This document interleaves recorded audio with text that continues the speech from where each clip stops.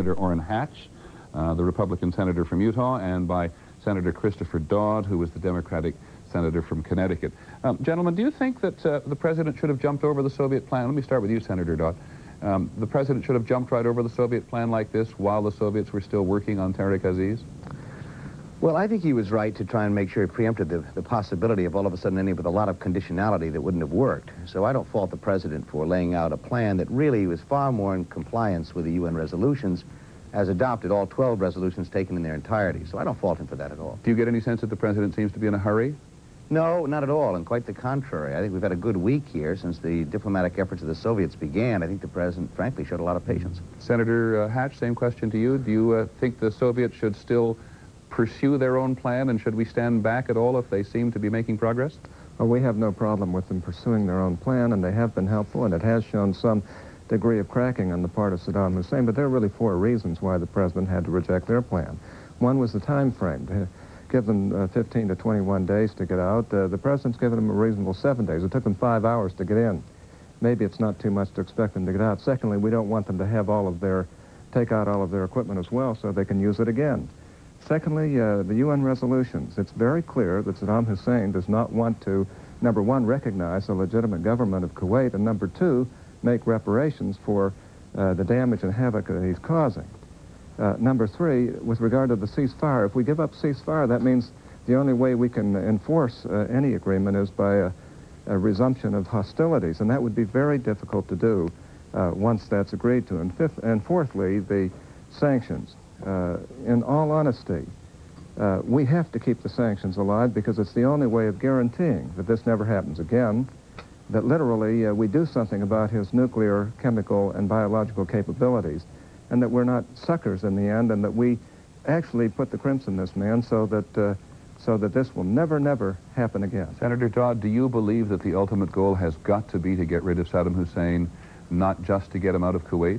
No, it's not. I don't think there's any effort to remove him personally here. It's a question of whether or not you can remove him politically, in a sense. What we're really talking about now is the political goals. I don't think anyone questions what the outcome will be militarily. We don't know the cost, but I think the military contest is almost over with. The question is now whether or not Saddam Hussein will survive politically and what that means. I don't think there's any effort, although I'm sure no one would complain tremendously if he were to all of a sudden be removed, but I don't think anyone personally trying to get rid of him. You raised the cost of land war. Of course, by putting down an ultimatum, the president has not automatically said that the air war can't continue, but pretty much left us all with the presumption that the land war is about to begin. Do you approve of that? Well, I think you finally got to reach a point here. I leave it up to the military people about when it should begin, but certainly I don't fault the president for finally coming to the point where the air war may have done everything it can do. I don't know what we're shooting at. The targets over there with literally thousands of sorties must not be many targets left, so the fact that you have to go in with ground forces is something that I accept as inevitable in the absence of Saddam Hussein making the decision to remove his forces from Kuwait. A brief answer from both of you, if I may. Senator Hatch, you first. Do you think the president has been explicit enough with the country about what his goals really are? I don't think there's any question about that. On the other hand, we know that with regard to the ground war, that there comes a point where the only way you can really end the war is to bring enough psychological and physical pressure to bear that it actually ends. I think the president, Secretary Cheney and General Powell have been very forthcoming with regard to how the war is going to be conducted, what's going to happen, what are the parameters, what will end the war, and really I think it's been one of the most elucidated matters to the Congress at least, and I think the general public that has ever occurred. Senator Dodd, quickly from you on that point. I think the president's done a pretty good job, quite frankly, through all of this. I think he could have been a bit more clear about goals. There was some confusion at the outset and during the process here about exactly what were our goals. But frankly, over the last several weeks, I think a lot of that has been cleared up, and the president's done a very good job. Okay, thank you both for joining us now. Please don't go away unless you have any other plans. Here's what the American people think in our latest ABC News poll. When asked whether or not the U.S. should have accepted the Iraqi offer to withdraw, 12% said yes, but 82% said no. As to the deadline, if Iraq does not withdraw by noon, should the U.S. begin a ground war right away to force Iraq out of Kuwait? 61% say yes, and 37% say no. Interestingly enough, to pick up on what Senator Dodd and Senator Hatch were just saying, 71% of the people in our poll say that the final objective of the war should be to force Saddam Hussein out of power, and 66% say the U.S. should stop fighting only if Iraq leaves most of its weaponry and its equipment behind in Kuwait. One of the places where there is the most enormous concern about precisely that point, about containing Saddam Hussein, about eliminating him if possible, is in Israel. And in typical fashion, 37 days since this war began, the sirens have been going off in Tel Aviv again. ABC's Dean Reynolds is there. Dean. Peter, it was about 5 minutes ago we heard that blood-chilling sound of the air raid sirens going off. The Israeli military is saying that they have detected one missile launch from western Iraq. And again, everyone is going through the procedure with the gas mask and the sealed room. As the ground war nears, or the specter of a ground war nears, the Israelis have repeatedly expressed concern that in desperation, Saddam Hussein might turn to unconventional weaponry. And today the Chief of Staff of the Armed Forces said that I can certainly say if and when the ground war stage begins, that we think Saddam Hussein will have his back to the wall, and in distress, the chance that he will use chemical missiles is greater. Okay, Dean Reynolds in Tel Aviv, please keep us honest on what is happening there. I want to go to London now, where our chief foreign correspondent, Pierre Salinger, is standing by. Britain, of course, has been a very devoted, almost unanimous member of the alliance.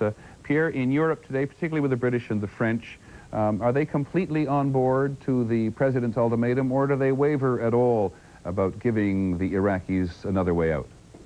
No, Peter, there's no wavering at all here in Europe, and particularly among the two powers which are the most strong in the coalition, Great Britain and France. There has been some wavering in countries like Italy and Spain, but not in the important countries like Great Britain and France. And do you pick up anything there today, listening to the Middle East at all, as to which direction the Iraqis may go in the next several hours? Yes, I do, as a matter of fact. I've talked to some Iraqi sources. I think one of the things we have to understand is Saddam Hussein's mentality. He's a person who does not accept dates or times to do things. He did not accept January 15th. We know that when Tariq Aziz met with James Baker in Geneva on the 9th of January, that in the first 3 hours, Tariq Aziz talked almost about nothing else but eliminating the January 15th deadline, because he said that was something that Iraq would not accept. So that the George Bush proposal for pulling out before, and we're just about that time, tonight, is the fact that he wouldn't accept either. He also links that to something else in his mentality. He has been talking about withdrawal now for 8 days, but he will not do what he thinks George Bush is telling him to do, which is surrender. Pierre, you have a large Iraqi exile community in London. There's a very interesting article in today's Washington Post written by Glenn Frankel, referring to a number of those people in the exile community as saying that Saddam Hussein is truly on the ropes internally with his army and with his close circle of political advisors. Do you pick up the same thing? We are picking up that there is a growing opposition inside Iraq. Actually, it's interesting with the Iraqi opposition, because they are very much against Saddam Hussein, but they're also very distressed about what they're seeing in their own country. They really believe that the country has been attacked heavily, and more heavily than they think it should have been, to liberate Kuwait. And I noticed a note today from British intelligence saying that there may even have been defections from the Republican Guard itself. Well, that's been around for about 2 or 3 weeks. We had some information about 3 weeks ago that some Republican Guards had defected into Iran. So anything is possible. I think that there is chaos inside Iraq now. And if the land war starts, we're going to see how far that chaos is. And there are also some reports, though they're unconfirmed reports, that the Saudis have put together a coalition of Iraqi exiles which they would like to impose on Iraq if, in the process of this land war, Saddam Hussein could be overthrown. Anything on that? Yes, there have been meetings going on in Saudi Arabia where they have brought some Kuwaitis in to try to, some Iraqis in, people who have been in the opposition, to try to create a government. But remember that there's a counter-operation going on, and that's going on in Iran.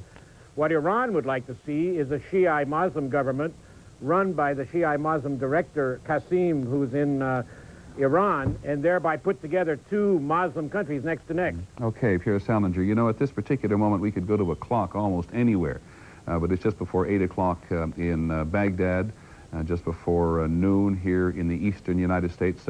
As we've been talking to Pierre Salinger, why don't we go to Big Ben in London, to remind you all that this is the deadline which President Bush imposed 24 hours ago for the Iraqis to begin a large-scale withdrawal from Kuwait.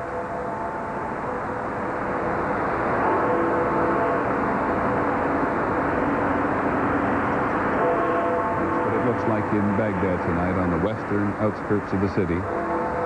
As we look and listen, just recall again the U.S. demands that the large-scale withdrawal from Kuwait had to begin at this moment.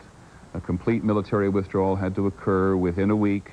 Within 48 hours, Saddam Hussein had to remove all his Iraqi forces from Kuwait City and allow the prompt return of Kuwait's legitimate government. He had to withdraw from all prepared defenses along the Saudi-Kuwaiti and Saudi-Iraqi borders. Within a week, he had to turn all Iraqi forces to their positions of August the 1st. Within 48 hours, he had to release all prisoners of war and third country civilians being held against their will. All explosives or booby traps had to be removed. He had to provide the location of land and sea mines to the Allied coalition. All combat aircraft overflight of Kuwait was supposed to stop as of now, so that the only aircraft leaving out of Kuwait would be troop transports carrying troops out of the theater of operation back to the positions they'd held on August the 1st, and they were supposed to, at this point, cease all destructive actions against Kuwaitis and against Kuwaiti property. There is no sign whatsoever that he has complied. This morning, there was no real belief that he would comply. We'll be back in just a moment. Safe passage back to Iraq, but that has been pulled now, I gather. There's a difference, Tom. How do they withdraw? If they leave their tanks and artillery in place, we are told here at the Pentagon, they will be permitted safe passage. That can be seen from the air very clearly. But if they move their tanks and start moving their tanks even in a northward position, Pentagon officials say they will be attacked. Remember the battle for Khafji some weeks ago. That battle began when Iraqi forces moved into the Saudi coastal city of Khafji with their tank turrets turned away from Khafji in the traditional way that tanks surrender.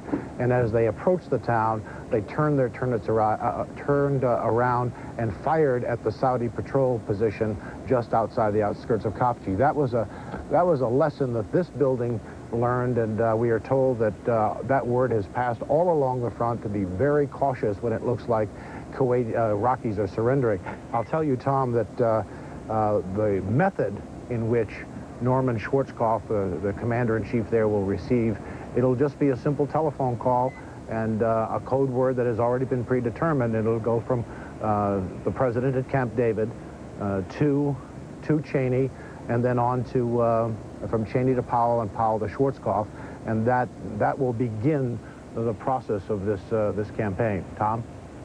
Fred, briefly, you said the president at Camp David We'll continue with our NBC coverage of the Gulf confrontation, but we're also getting a live picture from CNN of Baghdad, which has been under heavy coalition bombardment today. So we'll put that picture up now of CNN. We have not been able to get clarification on the governing body of Iraq, the Revolutionary Command Council's statement over Baghdad radio that it was considering the establishment of what it called a national democratic government in Kuwait if the U.S. and its allies refuse to accept the Soviet initiative. This seems to be, to us, a defiant move, a defiant political move to defy the ultimatum, and it would suggest that Iraq will try and be saying that it is supporting this new government, I presume, but we're still waiting for a better reading on that, Molly. All right, Peter Arnett reporting live from Baghdad for us. We're going back to the United Nations in New York now, and CNN's Charles Spellman. Charles, what more do you have for us? Okay, what we have now is yet a third mission here at the UN reporting that what they are hearing is the following. And let me again be very careful in what I say here. We are hearing from 3 different missions to the UN that now, with the deadline having passed, that the Soviet Union has, we are told, informed the Security Council, the 15-member Security Council, that Iraq's foreign minister has responded in a positive manner to the U.S. statement. Now, I emphasize the word statement because apparently the U.S. ambassador to the United Nations, Pickering, has asked, we are told, for clarification because there is some confusion, and understandably so, about whether they are responding to President Bush's ultimatum that they begin the pullout from Kuwait at noon, which of course has now passed in Eastern time, or to some other U.S. statement. So again, let me recap what we are hearing. We are hearing from 3 different missions to the United Nations here that as the Security Council is meeting, the 15-member Security Council, the Soviet Union, we are told, is telling the Security Council that the Iraqi foreign minister has responded in a positive manner to an American statement of some sort. Whether it is the ultimatum that they begin the pullout at noon, we do not know. Clarification is apparently being asked for. We will pass on any information, of course, as soon as we learn it. Charles Feldman, CNN, reporting live from the United Nations. Thank you, Charles. Minutes ago, air raid sirens were sounding over Israel. Richard Roth is in Tel Aviv. Richard, what can you tell us? About 20 minutes ago, a missile was fired by Iraq at Israel. Sirens went off in Tel Aviv and all across the country, everyone into the sealed rooms again, as is the custom. And the missile, we are told, came down somewhere in central Israel. This is what we believe is either the missile or debris from the missile coming down. It was visible by thousands, and it was early in the evening here in Israel. A lot of people were still out. People were out at the beach all day. People here think that Saddam Hussein should be done away with. They would like to see the U.S. continue the war effort. And this missile, if it is the last one by Iraq, came about an hour before this deadline. And it's the 16th missile attack on Israel. Areas of the country that have been given the all-clear, the north and the south. The central part, which includes Tel Aviv, has not been given the all-clear. Everyone has been advised to stay in sealed rooms, even though there are many people still out on the road. We do not know yet if this missile carried a conventional or chemical warhead. This is Richard Roth, CNN, reporting live from Tel Aviv. Thank you, Richard. While our live coverage of the war in the Gulf continues, we'll hear from World Affairs correspondent Ralph Begleiter right after this. This is News Center 4 in San Francisco. Once again, we switch from CNN coverage of the Gulf confrontation back to NBC. Not months, but hours and minutes. Just before boarding his plane, Tariq Aziz was in contact with our president, and he heard the last words of advice. That is, to weigh everything and to think over what this last stage of the war could bring. Soviet officials know they did everything they could to try to prevent ground war by negotiation. One of the tragedies tonight is that the withdrawal agreement finally hammered out here this week could not have been achieved a month ago. Bob, stand by there just for a moment. We're getting some late-breaking news here on the wires in New York from the United Nations. As we've mentioned a moment ago, the permanent members of the UN Security Council have been meeting in an informal session. Now, a wire report, AFP, that is Agence France-Presse, and I will quote the bulletin. Iraq has reportedly accepted the U.S. conditions for its withdrawal from Kuwait, diplomatic sources said here Saturday at the UN. The acceptance was reportedly transmitted by Soviet Ambassador Yuri Vorontsov to the United Nations during a closed-door session of the Security Council, the sources said. We repeat, this is one report that just moved a minute ago. It is from the Agence France-Presse at the United Nations, saying that according to their sources, Iraq has accepted the U.S. conditions for a withdrawal. We cannot offer any other confirmation of that at this moment. But Bob, do you get any indications from the Moscow end that Vorontsov, the Soviets, were still working on this, that there might be some substance to this report? There might well be. We don't know. Vorontsov was wrong earlier this week about one item. Gorbachev, we know, has been on the phone all day. This would be a perfectly logical forum for this to take place in. There's been a lot of pressure for it to be done, and as you know, at the UN rather than unilaterally, or it seemed to some unilaterally by the Soviet Union.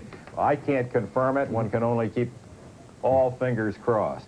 All right, I think we're all keeping our fingers crossed. As we know, we're coming up to about 13, 14 minutes after the deadline. Again, that is just one report coming up out of the United Nations. We cannot confirm it from another secondary or independent source. We will, of course, continue to pursue that along inside the UN Security Council chamber. It was called by the Soviets, and it started with Ambassador Vorontsov giving a report to the Security Council. Ambassador Pickering of the United States said he will also be describing the Bush position on how the Security Council resolution should be enforced.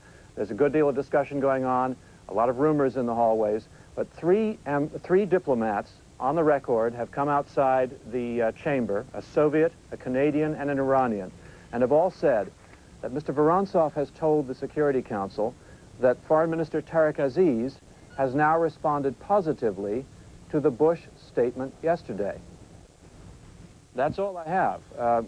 Ambassador Pickering, apparently, according to these diplomats, said he found that very interesting and got right on the telephone with Washington. I don't know what to make of it, but I thought you ought to know about it. Yeah, you certainly should. Thank you very much, David, for telling us. Let's go to Washington now and talk to our national security correspondent, John McWethy. Mr. Pickering will have phoned Secretary Baker, I assume, John, right? Hang on, John. Hang on, Jack. We'll open your mic again. Okay, go ahead. Sorry, stand by. Start again. Secretary Baker is up at Camp David, Peter, so he will be sitting there right with the president. It's Bob Kimmett, the #3 man here at the State Department, who would be taking the phone call in all probability from Ambassador Pickering. What's that sound like to you? Well, it sounds very interesting. As we've been indicating, the Soviets have been working all along, very quietly, very persistently, pushing the Iraqis. Now, whether or not, as you just asked Yevgeny Primakov, whether or not the Iraqis can be squeezed enough to slow down what the U.S. says will now be set into motion, I think that's a big question, and it's going to be very difficult for the president to delay this anymore. There's a confusion here for me. See if you can help me out, because Tariq Aziz apparently left Moscow because he was not able to make any more decisions on his own without consulting directly with Saddam Hussein. He hasn't got back to Baghdad, yet the Soviets say he's responding positively to the Bush proposal of yesterday. The Soviets must surely have known that. Well, I had heard that it was someone different than Tariq Aziz who was responding, Peter, that it was the Prime Minister of Iraq that was responding in some positive way. Now, we're in the middle of a very dangerous kind of speculation here, because what's happening now in the United Nations, I think we have to look at. But as far as the U.S. is concerned, the deadline is passed, and things are going to move forward. Okay, so from the fog of diplomacy, let us go back to the fog of war. We're joined this morning by our military analyst, Tony Cordesman, who's been with us for more than a month now. Tony, why would it be in the president's interest now, or in the military's interest, to begin a land campaign in a big hurry? Peter, by this point in time, we have already breached their forward defenses. We have already moved our troops into attack positions. They are ready to go, and that has a morale and a logistic impact, but the other impact is that if we pause and wait, they will be able to move and deal with the corridors and attack corridors that move through these areas. Now, we have to consider that if we've been using the Rapier up to now, let's take a look at the map. We're using the what up until now, Tony? The Rapier of air power. Right. We're now going to start using the Sledgehammer. We can flank around Kuwait toward Basra, bypassing most of his divisions, some 24 divisions inside Kuwait. We already have special forces throughout the area. They're targeting, raiding, gathering intelligence, acting already to disrupt Iraqi forces. We are able to penetrate through the forward line, as Sam has shown. We've already burst through some of these forward defense positions. We have amphibious forces ready to attack at any time, and these amphibious forces might be the key to liberating Kuwait City, while the Marine Corps forces penetrate up the coast and join with them. At the same time, we have air assault forces. These air assault forces are shown here going into the area of Kuwait City, but they could go anywhere, and they can move at a speed of well over 100 miles an hour, moving attack helicopters and troops together. At the same time, the key tactic we have is called envelopment. That means we can bypass virtually all of their forces, avoid a tank-to-tank or armor-to-armor combat, avoid dealing with the remaining part of their artillery. They will never know whether we are driving at Basra, driving to cut off their forces here, or moving further north. And they have virtually no way now to take the rest of their forces in this area and move it to counter our thrust. So we are really now capable of bringing all of these tools together, not one by one, but at the same time. We still have our air power, an almost complete monopoly of it, and that's what I mean by the sledgehammer. Okay, we're also joined this morning by retired Marine General Bernard Traynor, who talks to us from Boston this morning. General Traynor, why, from a military point of view, take into account weather, morale, the moon, morale on both sides at this point, is this an attack which could not wait for, say, another several days? Well, it could wait, Peter. The whole thing is a technical matter at this point. The military has prepared for the attack, and from what we learn, apparently they're ready to go on a technical basis. So the point is, on a policy basis, should they go? And that's a political decision. But militarily, apparently they're ready to go. They can wait a few more days and continue the preparatory fire, and the effect of that is basically a psychological one on the troops, who are now prepared to launch their attack, and their adrenaline is flowing rather rapidly, I would imagine. We have been hearing, and I'm sure you have been the same, of numerous reports of bad morale in the Iraqi army after 37 days of bombing. Do you have any sense of how serious that might be at the moment? Oh, I imagine they're all suffering from Excedrin headaches up there from the pounding that they've been getting. I suspect there are some units that have not really been hit, and these are the units that are not at the points of penetration or flanking attacks. But those troops and units that are in the vicinity of where the sledgehammer, or as Quartersman mentioned, or the spear thrust for the breakthroughs, those units, I'm sure, have been pounded very, very heavily. Okay, thank you very much. I want to invite in two of our now regular guests. Oh, I beg your pardon. I want to go first to the Pentagon. Thank you for reminding me. Bob Zelnick's over at the Pentagon. Bob, go ahead. Peter, first of all, Secretary Cheney is at his desk at the Pentagon today, and he is in touch with the President and the national security apparatus, Camp David, and the White House, in case there are any orders one way or the other. Secondly, there's no pressure whatsoever from the military chain of command to initiate this ground assault now, or a day from now, or 2 days from now. Everything that Tony Quartersman said about the preparations and the readiness and the tactics of the U.S. military in the field was true a couple of days ago. It will be true 2, 3, 4, 5 days from now. So it's really a political decision at this point whether to wait or whether to initiate the hostilities. But that's not a totally apolitical building you live in. I assume that you practically live in these days. The military choice, of course, is immensely attractive politically because it really is the closest you get to eliminating Saddam Hussein, right?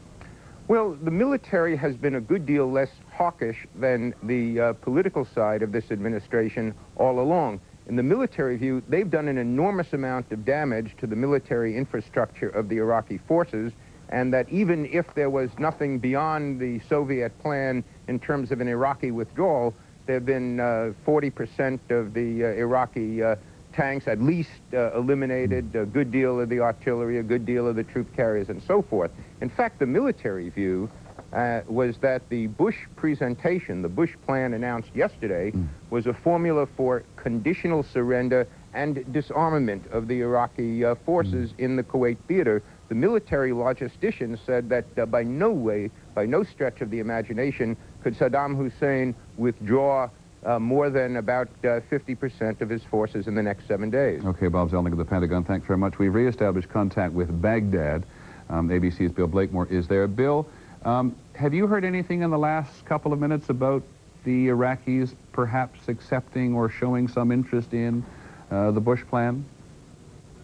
No, we haven't, Peter. Usually that news takes a little longer to get to us here in Baghdad than it does to some other places around the world. We have had an all-clear from that air raid that started nearly an hour ago. I don't know if that will be symbolic of what you may be hearing out of the UN. For the moment, we have some fires out on the edge of the city. But again, this is typical of what's been going on most nights here. So as far as we're concerned, we're still going through air raids. And nothing else on Baghdad radio this evening? Not yet. We're monitoring it to see what comes up. Okay, thanks very much, Bill Blakemore. It's going to be yet another long night for Bill. It's 8:30 in the evening in Baghdad. Not many people in Iraq have had a full night's sleep in the last month and some days. Baghdad radio, by the way, to just reaffirm what Bill Blakemore had to say, hardly ever reports the bad news, so they live in something of a vacuum. Now joining us, two people who talk to us on a regular basis about the impact of all this on the Middle East. Judith Kipper on the right and Bill Quandt on the left. Judith, may I start? Soviet and the Iraqis have now finished their conversation. The Iraqi foreign minister Tariq Aziz is on his way back to Baghdad. He has not yet arrived there. He has to flow through Tehran. And Evgeny Primakov, I'm told in my ear, has told us from Moscow just a moment ago that Tariq Aziz, the Iraqi foreign minister, has accepted some of President Bush's proposals. but 27 minutes ago, almost 30 minutes ago, we passed that deadline, which President Bush set down 24 hours ago, for the Iraqis to begin and to show to the world and declare to the world that they intended to begin a massive withdrawal from Kuwait, which was going to have to be completed in 7 days. In the Soviet proposal, that withdrawal was going to have to be completed in 21 days. So there was some considerable distance there. Whatever the case, we do not know whether the mother of all battles is about to begin, but Saddam Hussein, to quote someone, is still in the mother of all corners. More on World News Tonight with Carol Simpson. David Brinkley's guest tomorrow morning will be the Secretary of State, James Baker. Thank you for joining us this morning. I'm Peter Jennings in New York. I should say positively to an American statement, which is the phrase that keeps being thrown around. Unclear, still is unclear, what is meant by the American statement. If it's the noon ultimatum that President Bush had for the beginning of Iraqi troop pullbacks from Kuwait, or some other American statement. These statements were apparently made in a low-key manner, we are told, and in fact, a few minutes after we filed our first reports, the official United Nations spokesperson emerged from behind the closed doors to say that the report was incorrect, but would not specify if the entire report was incorrect or portions of it were. Nevertheless, despite that comment from the UN official spokesperson, we are continuing to hear the contrary from these representatives of now 5 different missions to the United Nations. Part of the problem, in fact, to a large degree the entire problem, is that this is a meeting behind closed doors. So what we're getting are sort of drips and drabs coming out from different people who emerge and then go back in. So there is no official word except that from the UN, and that is all we know at this moment. Charles Feldman, CNN, reporting live from the United Nations. Thank you for that, Charles. In the last 45 minutes, there has been an Iraqi Scud missile attack on Israel. No injuries are reported, and it was a conventional warhead. CNN's Peter Arnett is standing by live in Baghdad now to talk about some of this. Peter, why would Saddam Hussein launch yet another attack on Israel if what he says he wants is a ceasefire at this point? Maybe it's tit for tat, Molly. He had a heavy raid on his capital city of Baghdad just a few minutes ago. It ended. Maybe it's part of the talk-fight philosophy of this particular part of our era, where you negotiate from a position of strength. If you can get it, you talk and you fight. These earlier air raids against Baghdad started at 7:30, half an hour before the ultimatum did expire. As the ultimatum did expire, in fact, there was a huge explosion in the hotel area. We could see the fireball clearly from the garden of the hotel where we are standing. The air raid alert, the air raid warning the all clear, I should say, did sound about 10 minutes ago. We were allowed to put our light back up here, so we are, it's the only light in Baghdad, we are told, that we can be on camera here in the garden. All I can contribute to the Tariq Aziz affair, I can contribute nothing that would basically inform you on this latest development that he may have, in fact, directly approved the U.S. ultimatum, but the Baghdad radio has reporting the activities of the Revolution Command Council, which is chaired by President Saddam Hussein. It is his governing body. We were told, first of all, 2 hours ago that it did meet today with Saddam Hussein in attendance to discuss the political situation. We were then told that they were considering establishing a national democratic government in Kuwait if their offer of the Soviet initiative, or their acceptance of the Soviet initiative, was essentially turned down by the multinational forces in favor of their own. We interpreted this as a belligerent or a defiant act. Others have said, well, maybe that would be a way in which they could withdraw from Kuwait, but I would think it is, in effect, at this point, defiant. They did have Baghdad radio did talk about Tariq Aziz a little while ago, a few minutes ago, but simply reported that he had been in Moscow, that he had supported the Soviet initiative, and that's what the authorities here were supporting. Now, Tariq Aziz is on his way back to Baghdad. He apparently flew into Tehran, but it's a long overland journey.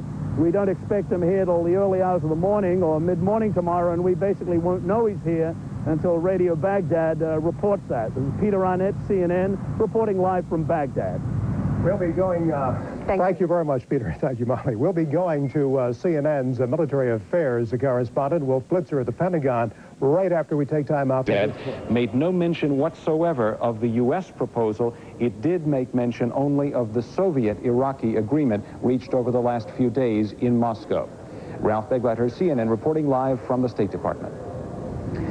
Ralph, this is Charles Feldman at the United Nations. And hi, Ralph. As you know, it has been a rather hectic morning with this deadline now coming and going, and with these words coming out of the Security Council behind the closed doors, and everyone trying to decipher exactly what is being said. And what you had to say from State Department is of great interest, obviously, here, because we were told earlier that some of what was reported was incorrect, that from the UN official spokesperson, but we were also told that 6 different delegations, including the American delegation at this point, had confirmed that there was this sort of response from Iraq.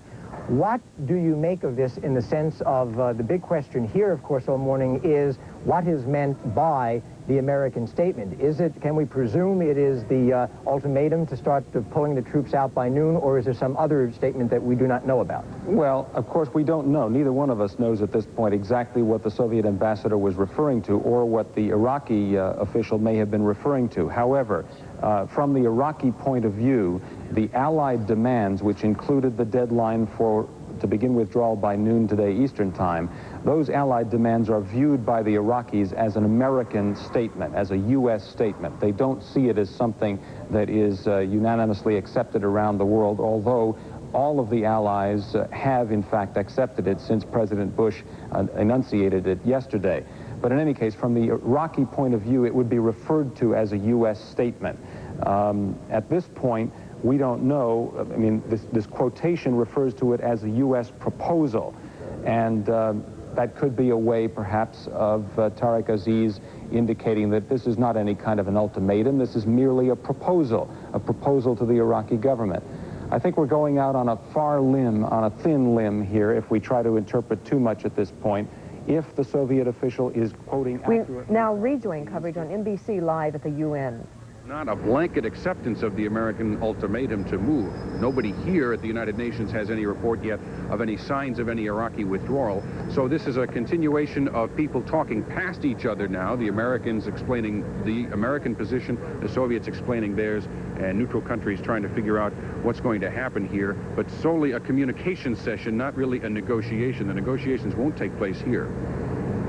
Stephen Frazier, how will they find out what conditions they are willing to accept, and how do they go to the next step at the UN, or does that move back to Washington now? Well, it's a tough one here, Tom, because the number one Iraqi is actually in transit. He is not here, and these acceptances are being relayed by his number 2. So it's a very cumbersome process here. I think you can probably look to more bilateral activity between capitals. This is an explanation of positions here, positions to be explained, not to be modified. All right, Stephen Frazier at the UN, thanks very much. Let's go to John Dancy at the State Department. John, the president has been so firm in the last 48 hours or so by saying you accept these conditions or else, and you do so in a public and authoritative fashion. Do you think that this represents a public and authoritative fashion? No.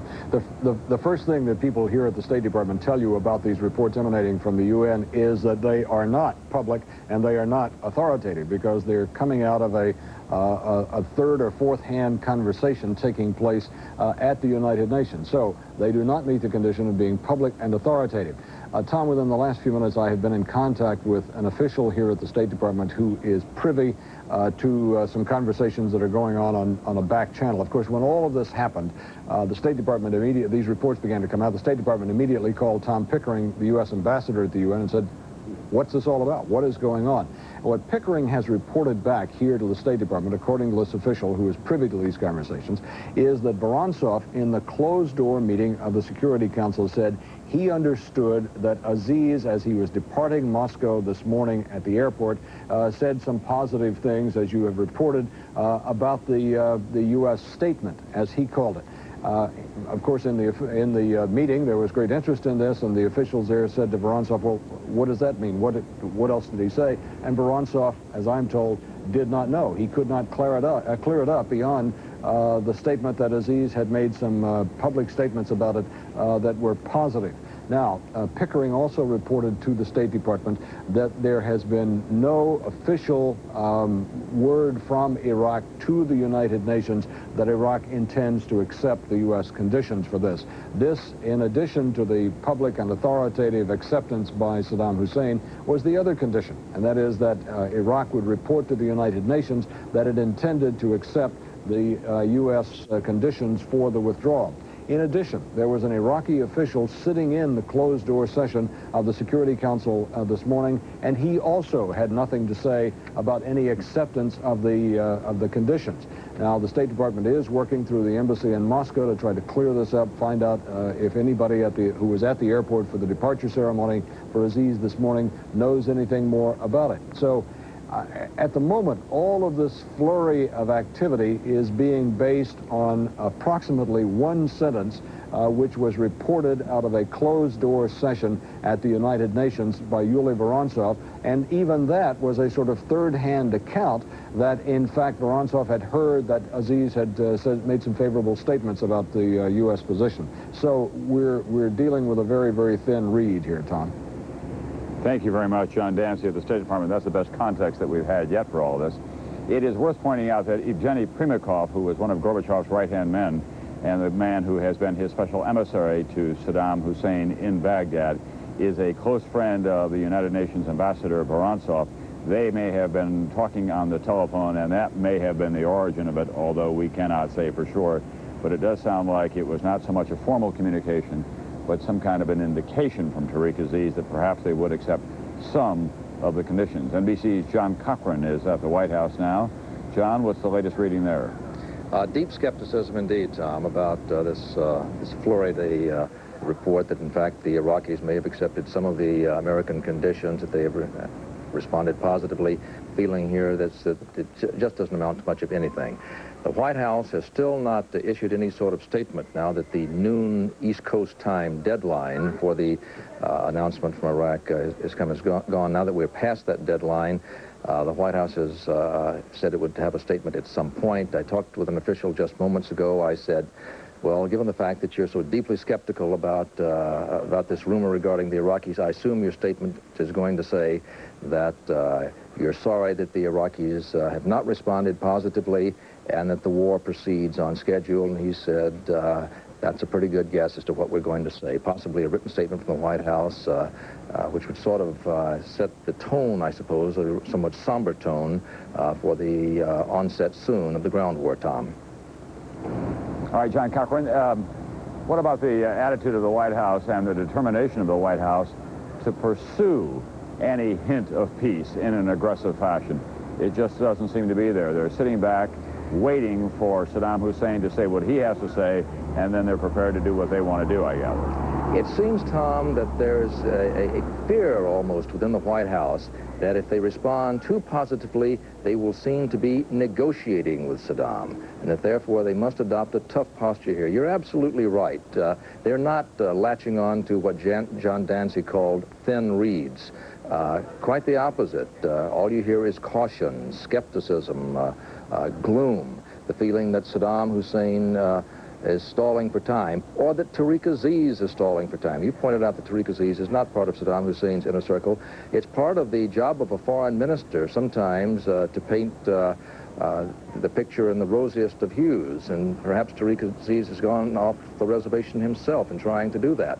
So there is a feeling here that the war goes on, and certainly what we've heard out of the Revolutionary Council in Baghdad today has certainly not been promising. So there is still, however, the feeling that once the ground war starts, that Saddam Hussein might only put up limited resistance, try to bloody the American nose, if you will, cause some American casualties, and then try to retreat. The problem with that scenario is that the United States plans to cut off any retreat, Tom. John Cochran at the White House, thanks very much. Now to Fred Francis at the Pentagon. Fred, let me ask you about an appearance earlier in this program by Senator Robert Dole, Republican of Kansas, who is, after all, the Republican leader in the United States Senate.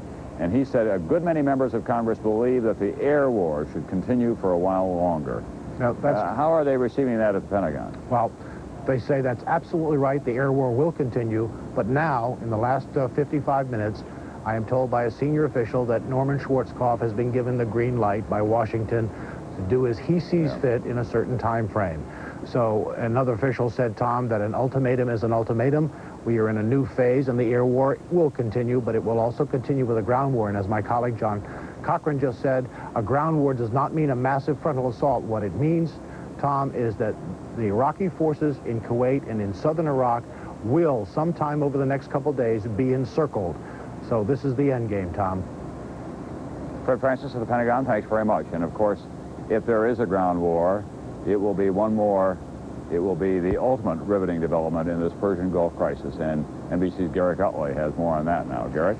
Yes, Tom, as Fred Francis was just reporting from the Pentagon, the green light, as he put it, has now been given to General Schwarzkopf. So it appears we are now getting down to that final moment. Also, the evidence or reports of electronic jamming, which could be a prelude to a ground offensive, is taking place. Ken Lee Jones is with us now with some thoughts about the loved ones, the families of Americans over there. Ken Lee?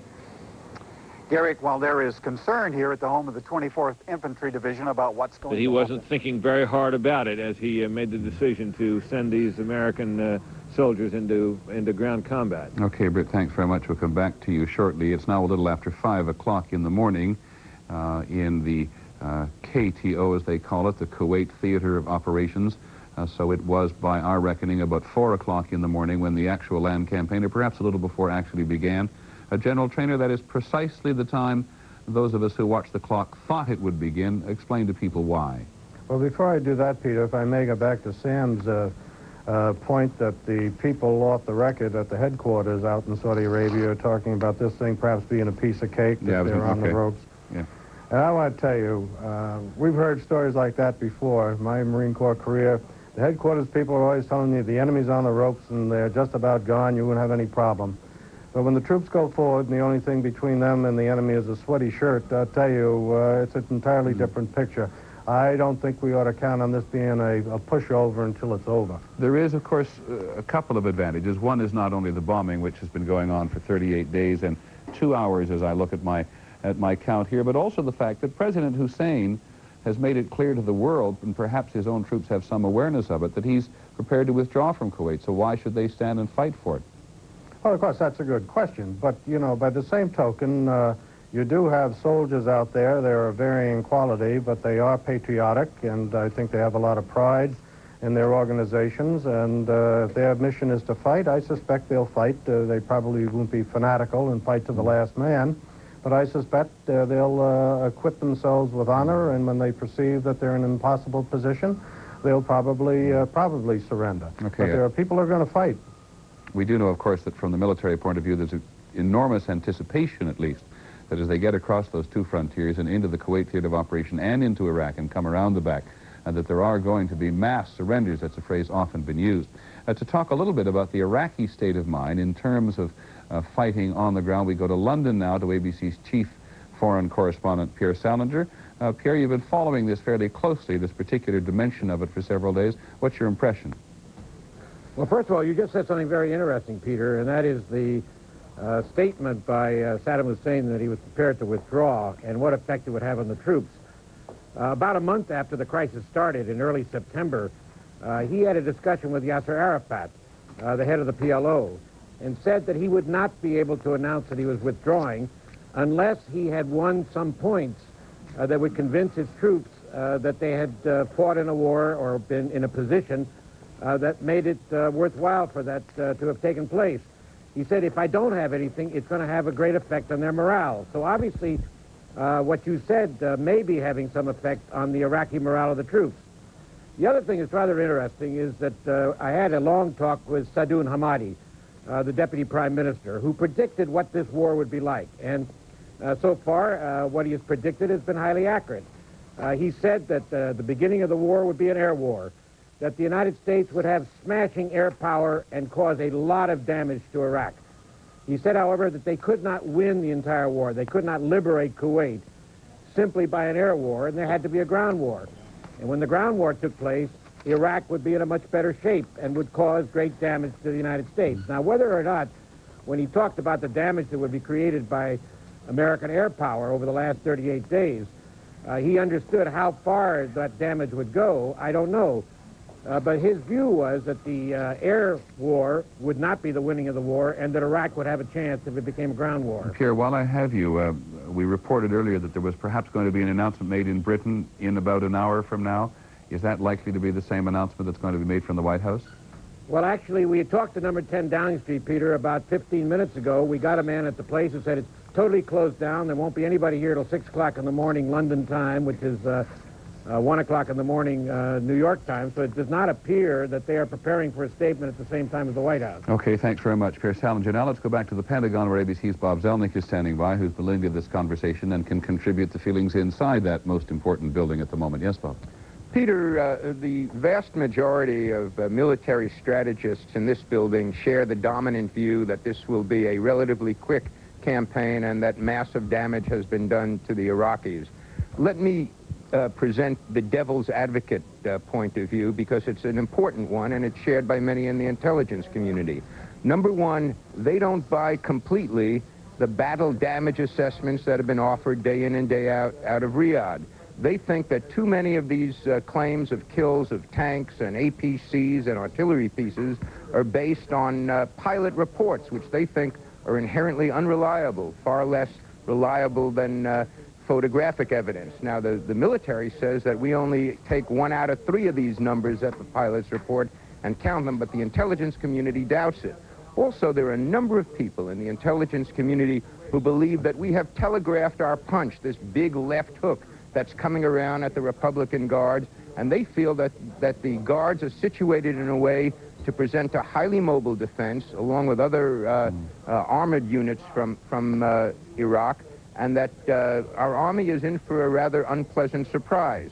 One senior intelligence official told me early today, he may be wrong, he hopes he's wrong, but if he's wrong, we are writing a new chapter in the history of warfare, because never has air power so decimated an opponent as our military claims it has decimated the Iraqis to this point. On the other hand, Bob, it does make one recall that there was a point in this campaign where it was believed by some people that air power alone would do it, and now with the beginning of a land campaign, it is conclusive that you can't do it with air power alone. You certainly can't occupy the land. You certainly have to send in the troops to at the very least accept surrenders, which is by far the most optimistic view. But you're quite right, Peter. There were those who felt and said publicly that Iraq would give up after 2 days, 5 days of the massive American bombing. Okay, so the mother of all battles, as Saddam Hussein calls it, has begun. And just to give you some sense of the anticipated destruction before, here are the figures from General Kelly's briefing at the Pentagon just this afternoon. It is their estimates. They may be high, they may be low, as Bob Zelnick and others have pointed out. But as of this afternoon, the U.S. believes that 1,685 Iraqi tanks have been destroyed. That's 39, almost 40% of Iraqi tanks in the Kuwait theater of operation. That's in Kuwait and in southern Iraq as well. 925 armored vehicles, 32% of those, 33% it says on that graphic, of those in the operating theater, and about almost 1,500 artillery pieces for about 48% of the actual number of artillery pieces they are said to have in the operating theater. Back to Sam Donaldson in Saudi Arabia. Sam, you went up with the troops just virtually on the eve of the beginning of the land campaign. Give us some feel for it. Well, I was there a couple of days ago in the 7th Corps area, Peter, and when we talk about whether it's going to be a short... Sam, sorry to interrupt you. Well, I can't tell you. Oh, you can't, that's right. You can't tell us. I beg your pardon. It is near the border, but I can't tell you precisely where. Okay. But when you talk about whether it's going to be a short campaign or not, remember, our commanders, the U.S. commanders, are not anticipating a ground-to-ground combat in which there's hand-to-hand fighting. They're not going to throw American troops right up into the front trenches to grapple with the Iraqis. They're going to stand off with what they say are superior weaponry. I talked to Major General Donald Griffith, who is the commander of the 1st Armored Division. Here's the way he said he would fight. We want to be aggressive, but we must be under control. And what we've told our soldiers, down to the tanker level, the soldiers you see here, is they have a tank that will kill at 2,000 meters. They're not going to fight a tank that will kill at 2,000 meters. So we want to get to the place on the battlefield where we're going to fight quickly and aggressively, but under control, so that when we come into the battle, that we're in a position where we have the advantage and we don't give him the advantage. We want to kill him at long ranges because we can do that. Are you apprehensive at all about the coming battle? I think any soldier who goes into battle not apprehensive is a fool. Obviously, I'm apprehensive. I'm more apprehensive of the unknown than I am about the ability of the Iraqis or our ability to do our job. I'm always afraid of a surprise. I think that's what every soldier has to be mindful of on the battlefield, is that you're not surprised. If we're not surprised, I have great confidence that we will do exactly what we need to do when we need to do it. I think that was the point that General Griffith made, that they intend to try to stand off with superior weaponry and at long range decimate what Iraqi forces come out and fight. One interesting difference between you and the General, Sam, is he was in daytime and you're in nighttime. We actually have a piece we put together with ABC's Dennis Trout, who will give you some other indication of an advantage the Allied forces, particularly the U.S., are deemed to have, and that is the ability to fight at night. It's a little after 5 o'clock in the morning in the Middle East at the moment, so the sun will be coming up very shortly, but for 2.5 hours, this battle has been, or perhaps even longer, this battle has been going on at night. ABC's Dennis Trout on the advantage that the U.S. is deemed to have at night.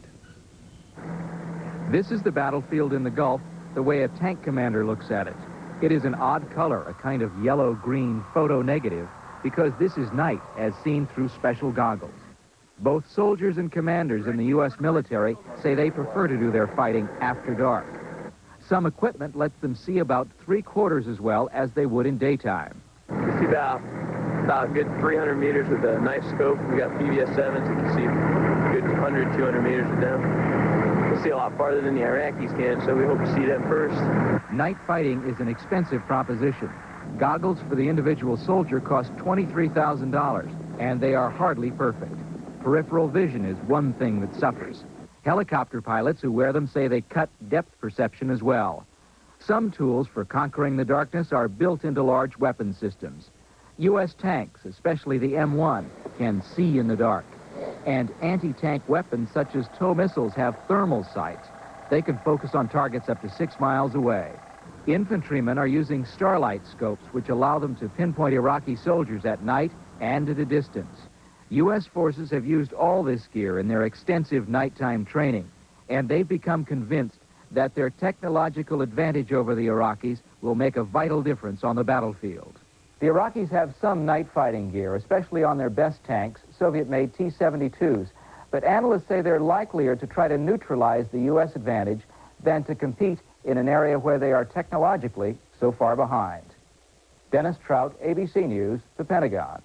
Okay, thanks very much. As Dennis alluded there, the Iraqis do have some capacity for night fighting, which was not fully realized by some segments of the U.S. military at the beginning of this campaign. Tony Cordesman, it looks great on film. Every soldier you see on the videotape has a night scope, and every tank has the long-range thing, and everybody has a set of goggles. Is everybody that well equipped?